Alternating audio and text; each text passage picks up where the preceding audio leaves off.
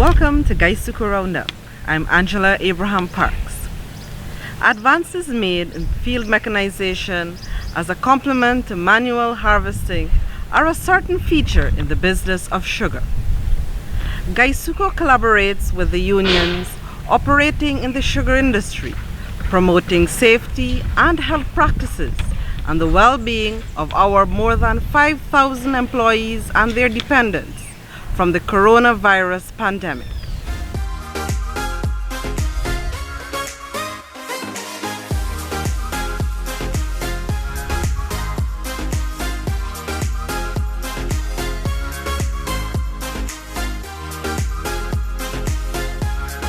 From the very land that gave sugar around the world the name Demerara comes the finest quality of cane sugar, Demerara Gold. Enjoy the real thing from the original source, the rich, fertile Demerara coastline where sugarcane has been harvested since the mid-17th century. The result is here for you to enjoy. Wherever this unique sugar flavor is needed, Demerara Gold is the ingredient that will always create a stir.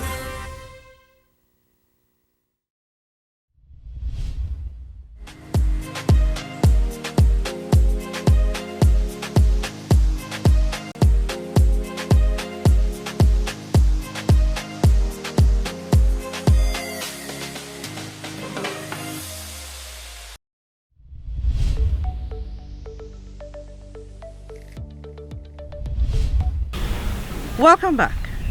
Employees value inclusion and live to tell of accomplishments. Working towards a common cause has proven worthy and boosts morale. Employees of Blairmont are the first to exceed their weekly target in their first crop. Management records employees' show of commitment and focus as Blairmont TA set is commissioned. Chief Executive Dr. Harold Davis registers pride in employees' efforts in the restart of mechanized harvesting.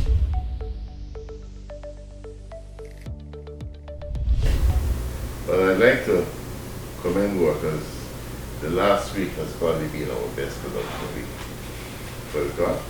We're seeing signs that both Albion and Blairmont factories are performing very well. Albion in particular, after the concern we had during the second quarter of 2019, has been performing much better, and we anticipate with the rate of the operation we should be doing much better. And this is important because, as it stands, we carried over well over 170,000 tons of cane. And that means at the end of 2019, it means it's a challenge for this first crop to take out what is there. And it will only be done if for the next 6 weeks we actually operate uninterrupted without any major hiccup, or but in field or factory. And I sort of realized that the workforce has understood that, and they're turning out in their numbers.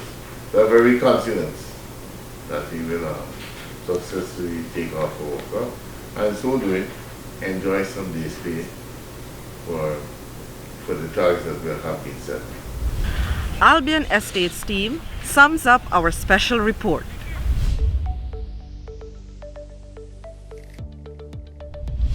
We hadn't experienced a kind of turnout, but last week, however, starting from Tuesday for the entire week, we see a tremendous improvement in labor turnout. Some days in the 80s, which is remarkable for Albion Estate. It is very important that the crop that we have on hand, that we could reap or harvest all the canes, take it to the factory on time before the advent of the rainfall, and ensure that we produce our sugar. Our target is crop is 20,089 tons sugar, and to harvest approximately 257,127 tons cane at a PCTS of 11.13.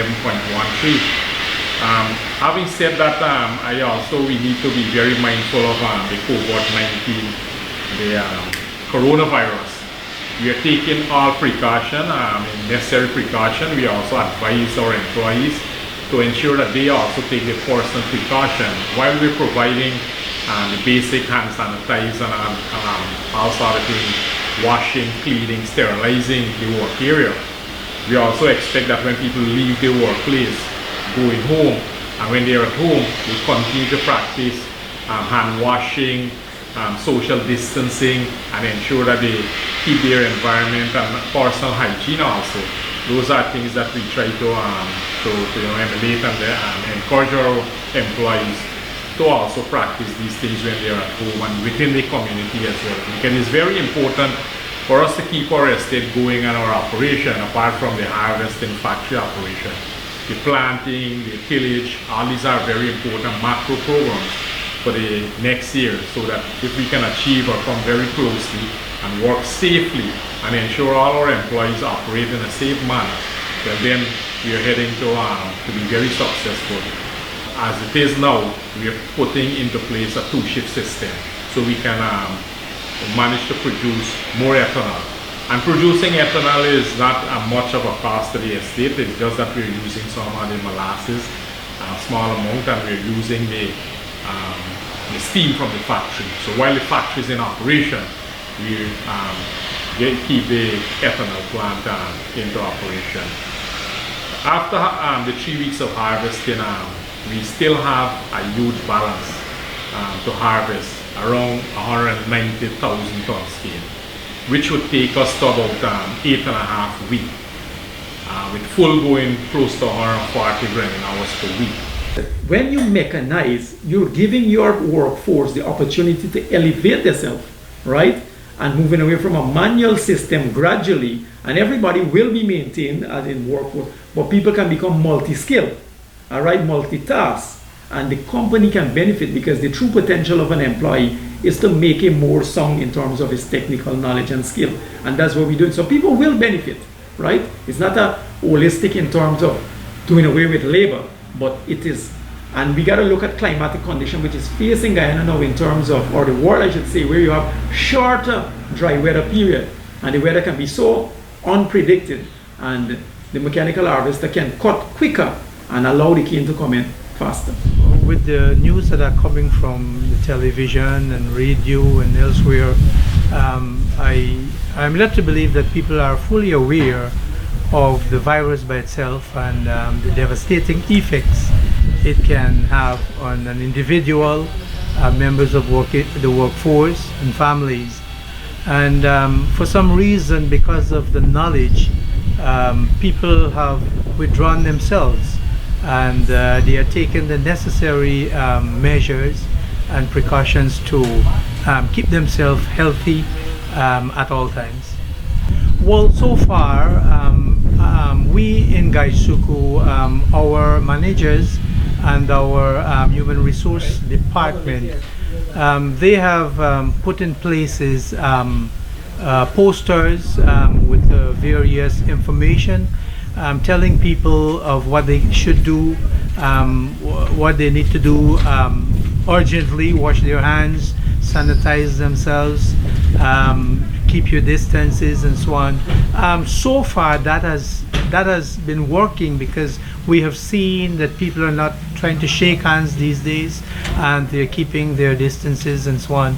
But I believe that we in the estate, our managers, have done a tremendous job in sensitizing people and educating them in terms of this virus. Yes, we are concerned, and some workers are indicating how scared they are. Depends on what they see on the news. But we are trying our best to sanitize everywhere we go. It is working so far because every worker is in it together. As when they notice that, well, this is not being done, they're trying to put it in place. So we are very sensitive where that is concerned. When we keep talking to them, it's not about being scared, but it's about being careful. I would like to encourage my fellow workers to practice proper hygiene. Wash your hands with soap and water as often, and if not, you can use the ethanol spray. We have ethanol here, and our sanitizers. You can use your sanitizer. But after 5 times of sanitizing your hands, you should wash your hands. That's the routine thing. Thank to our medics also for enlightening us about this coronavirus. I would like to thank him as well. Well, to everybody, I would like to just once again say practice proper hygiene. Exercise regularly. Don't be afraid, and don't take on. It's not gonna last long, but we need to work together to stop this. It's not affecting us that much. I mean, we cut off the AC. We're coping. We all know the situation now around the world with the global epidemic of the COVID-19. So basically, at our factory here, our preparedness is a holistic one for the whole estate. And for us at the factory, we have implemented a few things that just to keep ourselves aware and keep ourselves free from the virus. So some of the measures we have taken place is that, took into consideration is that we need to sanitize everyone. And what we have done, we have used ethanol, which we would have produced right here at our factory. And we get it to our department in small bottles. Even from the gate, we have the security doing it, and we make sure that everybody is aware what is going on. The plan that we have at Albion is really not a big plan, it's just a demonstration plan. But we are putting systems in place now. Normally we work 12 hours, so we have put systems in place so that we can double the shift, so that we can maximize on the production for it. We at Albion have a demo plant which capable of producing 8 liters of ethanol at 95% alcohol. Now, normally we will work the plant for 8 hours per day, but because of the needs now or the demands now for ethanol, we're doing 2 shifts, which will take the plant for a 16 hours period.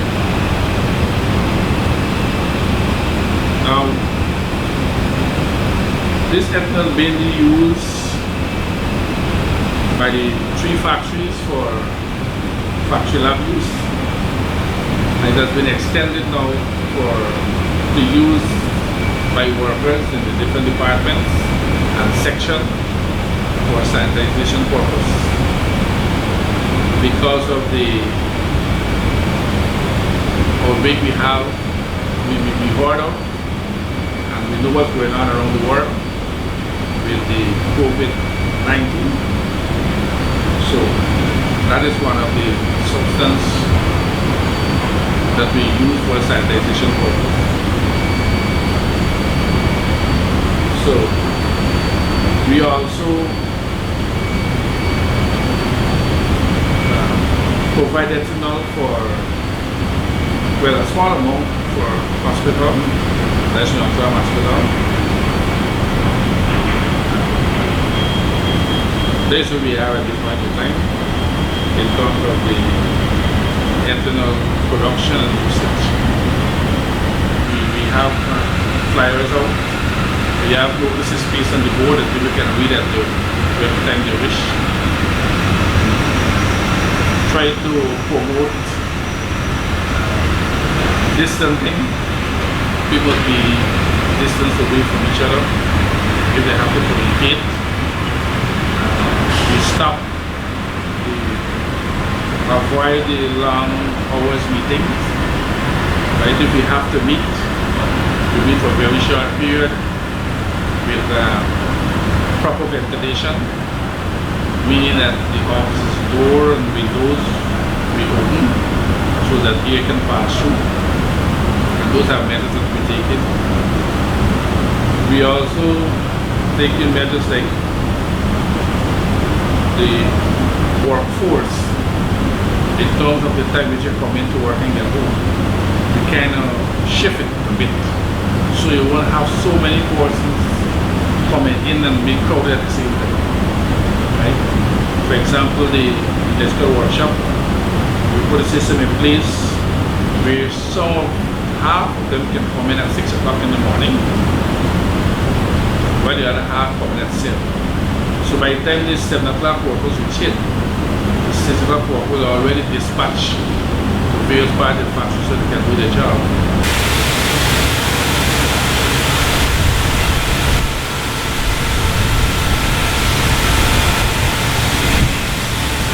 Yeah, my name is Arif Chan, ethanol plant operator at the Albion ethanol plant.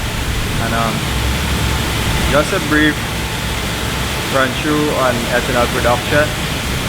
Ethanol, we use the final molasses that the estate produce that we sell to DDF and further dilute it to extract the ethanol. So we then mix, we have two fermenter tanks. We then dilute the molasses to approximately 15 to 17 bricks. And then with the use of 1 kg ammonium sulfate and 1 kg yeast, we mix up to 5,000 liters and leave to ferment 24 to 30 hours. So after fermentation, the substance is then called beer. So the beer is then boiled at a temperature of 101.1 to 101.3 degrees C, and it is boiled using steam from our boilers. And in order to get the 95% ethanol, we have to maintain our temperature. Our station has 4 thermometers. So in order to have the required 95%, we have to constantly monitor our temperature to ensure that it's at 78.2 so that we could get a 95% ethanol.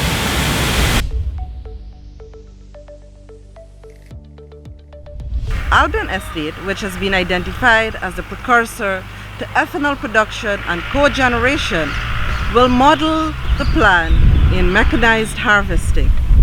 In the interest of maintaining safety, health, and well-being of our most valued assets, Guysuco has attracted and builds on its relationship with the unions to build awareness among employees and their dependents to mitigate the transmission of the coronavirus pandemic.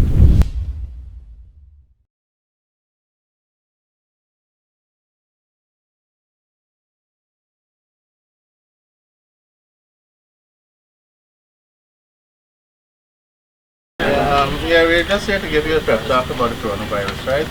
You've probably been hearing about it for quite a while now. Anyhow, just to clarify a few things, right? There's, when I say coronavirus, it is a group of viruses, right? Different strains, mild strains, lethal strains. It's been around for decades now. It's a virus responsible for the respiratory tract infections, the common cold, cough and flu virus. However, as time passed, more lethal strains evolved. The first one evolved was SARS, the severe acute respiratory syndrome. That came from China in 2002, right? And it spread out around the world, became pandemic. The second one was the Middle Eastern respiratory syndrome, the MERS. That came from camels in 2012, right? And this one, the COVID-19, it came from China last year. Anyhow, the difference between this COVID-19 and the others is not that it's more deadly than the others, but it's very contagious, extremely contagious. It's okay, the SARS, the mortality was like about 20 deaths with every 1,000 cases. The MERS was about 14 deaths with every 1,000 cases. This one presently, the COVID-19, is just about 3 deaths with every 1,000 cases. But it's actually more alarming and is of more concern because of the rapid, the how it spreads quickly, right? Very, very contagious. So the other is not so fatal like the others, but to get about 1,000 cases around, it spreads to more people, more population, more people get it, right? So as why it's only 3 per every 1,000? Because it's only the immunosuppressed, the ones that, the weak ones, the weakened people, the ones that have weak immune systems, those are the ones that are affected or get a full-blown complications of the virus. Right? It's very, very contagious. So the thing about the COVID-19, the difference is that we got to prevent yourself from catching it. Right? Take the necessary measures to prevent yourself from getting it. That is why the contact and hygiene is very, very important. This has to do with the hygiene, which medic's going to talk about, right? The most important thing is washing your hands. Soap and running water will do. Wash your hands for about 40 to 60 seconds, which will be up to a minute. And you just rub it soap and you wash. After you finish washing, you can use your hand sanitizer. Now, the hand sanitizer that is out and around, if it's less than 60% and above, if it's less than that, you're only wasting your time using the hand sanitizer. It needs to be the alcohol base and it should be more, right? So make sure when you go to buy it, it's higher than 60% or it's more than 60%. Avoid touching your face, your ears, your nose, and your mouth. It's thought that the COVID-19, it lasts on your hands for about 10 minutes. So if I just cough and I move off and then I meet somebody and I greet them, I pass it on to them. It is not an airborne disease, so it is not in the air. It only spread via droplets, large droplets. That's why they say maintain a distance of about 2 meters. Because while I'm talking, droplets are coming out. And if she's in close proximity to me and I have it, then I can pass it on to her. And then she leave and she go and she hug somebody, she pass it on to them. It goes from contact to contact. Now, like Doctor said, you can have it and yet show no sign or no symptom. As for the one fatality that we have had, up until when she presented at the hospital, she had no symptom. What sent her to the hospital was because she had diabetes and hypertension, and they were very much out of control. It wasn't a fever, it wasn't a cough, right? And because it was lying dormant in her system, it's the pneumonia that kills you fast. So while it was there, she developed pneumonia and she died. It's only until they figured that she had the pneumonia, diagnosed the pneumonia, then they realized and do the test that it was the coronavirus. So persons who are coming from overseas, avoid going and visit your relatives. Avoid having close contacts with persons coming from overseas or persons who would have visited someone that came from overseas. Now, if you would have think that you have this or know someone who have this virus, who've been showing signs, do not go to the hospital or don't tell them to go to the hospital. There's a hotline number. Call that and report it. They'll come to your house. Because if you have it or you think you have it and you travel via minibus or what and you go, you put yourself further at risk and you also put other persons at risk. They will need to come to your house, they'll fumigate your homes, and they'll test everybody else inside of your house. Remember, keeping a healthy immune system is what is important. That is most important in fighting this virus. That is what keeps you up. If your immune system is good, we can fight this. We can beat it, and our temperature that we have will also help us with that, right? It's thought that the cold and the humid air is what attracts it and allows it to live longer. Please use your vitamin B complex, your vitamin C's, use your vegetables, use your Lysol spray, clean your surfaces down, hand washing. You can never wash your hands enough. That is what is most important, right? If you have any questions, doctor can answer or myself, we try our best to. Thank you very much. And with that, we've come to the end of this week's program of Guysuco Roundup. Thank you for staying tuned, and do join us again next time. I'm Achula Abraham Parks.